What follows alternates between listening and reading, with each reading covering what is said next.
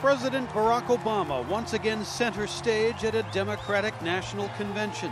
I love you back. Obama came to speak on behalf of his one-time political rival, Hillary Clinton, who now hopes to succeed him in the White House.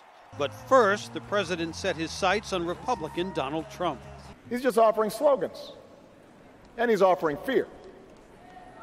He's betting that if he scares enough people, he might score just enough votes to win this election. And that's another bet that Donald Trump will lose.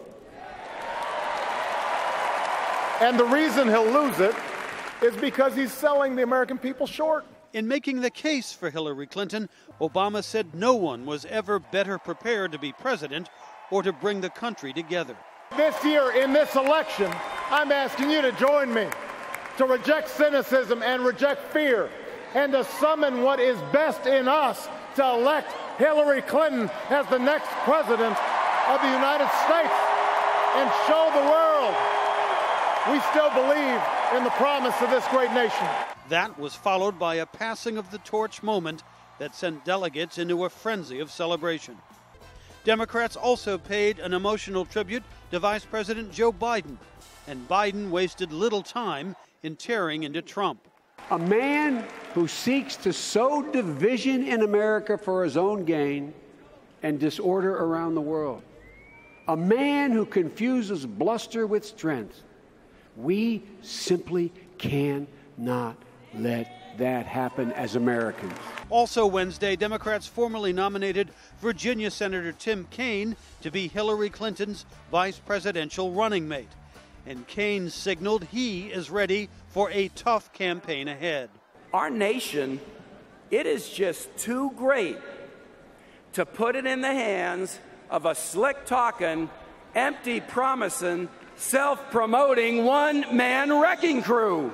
As for Donald Trump, he was also active on the campaign trail Wednesday, launching a new round of attacks on Clinton using his familiar nickname of Crooked Hillary. But Trump also sent shockwaves when he called on Russia to try and find missing emails from Hillary Clinton during her tenure as Secretary of State. Russia, if you're listening, I hope you're able to find the 30,000 emails that are missing.